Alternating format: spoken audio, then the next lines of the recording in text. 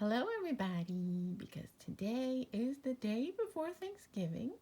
So I picked a special story, the story of the Pilgrims by Catherine Ross, illustrated by Carolyn Kroll.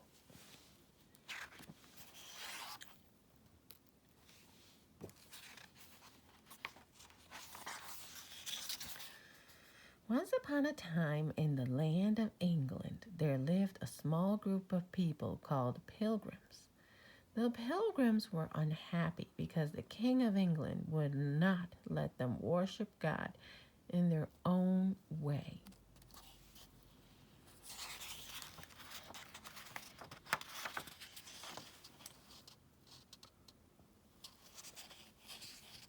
So the Pilgrims packed up their belongings and said a tearful goodbye to their homes and their friends and the world they knew. On a mild day in autumn, they set sail for a new world called America, which was across the wide ocean. Other families came along. Together, they hoped to find freedom and a better life.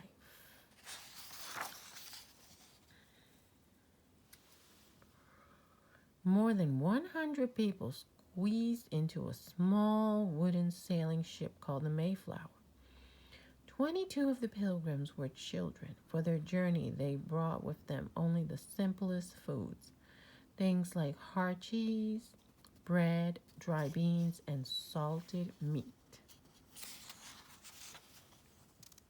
Day after day, the pilgrims saw nothing but the endless ocean and sky. Now and then, the huge, slippery body of a whale would break the surface of the water. On and on they sailed through calm days and stormy ones until, after 66 days at sea, they heard the words they had been dreaming of for so long: land ho. Nearer and nearer to the land they sailed until the water was so shallow they could go no further. They dropped anchor in a peaceful, bowl-shaped harbor rimmed with sparkling white sand. Dense woods rose up all around. There were no towns, no houses. There was no sign of any people at all. The pilgrims rowed ashore to explore this wild land so full of mystery and promise. The men were armed with guns. They had heard that America was full of fierce animals and savage Indians.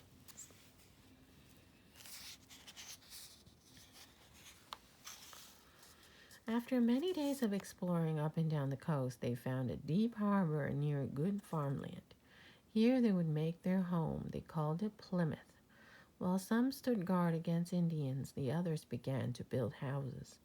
The first was long and low and very plain. They called it the common house, for they would all share it. As each day grew a little colder and a little darker, they worked quickly. Winter was coming.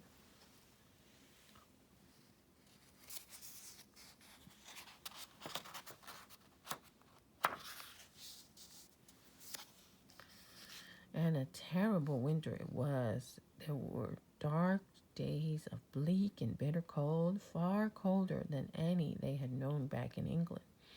Snow and sleet and high winds battered the common house and the little ship anchored in the harbor. The pilgrims huddled together for warmth, trying to survive on stale food from the long voyage. Many of them became sick and died.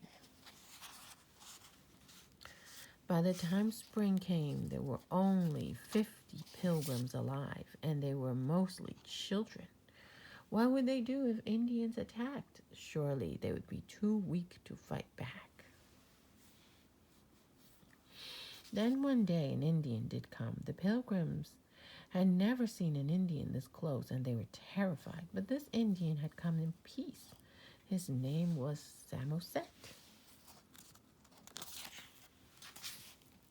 A few days later, more Indians marched to their village, 60 of them, led by a warrior chief. The Pilgrims and the Indians made a treaty promising not only to do each other no harm, but also to help each other.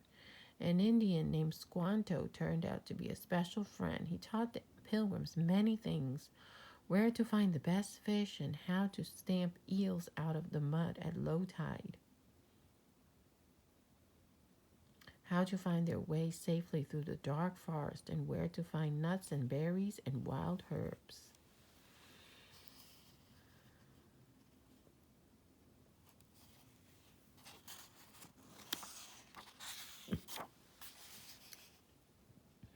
And Squanto taught the pilgrims how to plant a wonderful new food. It was called corn. In each seed mound, they buried a small fish to help the corn grow. All that first summer in the New World, the pilgrims fished and hunted and tended their crops. They built more houses to live in and sheds in which to store their supplies. The children worked and explored and played with their few simple toys.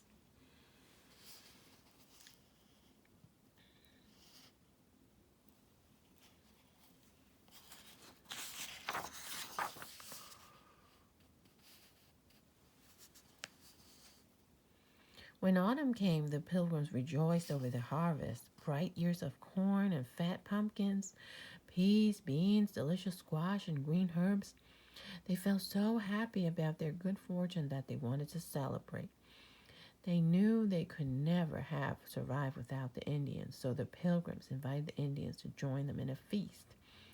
90 Indians came. For 3 days and nights, the pilgrims and the Indians ate and drank and danced and played games together to remember that time so long ago, a time of brave pilgrims and life saving Indians.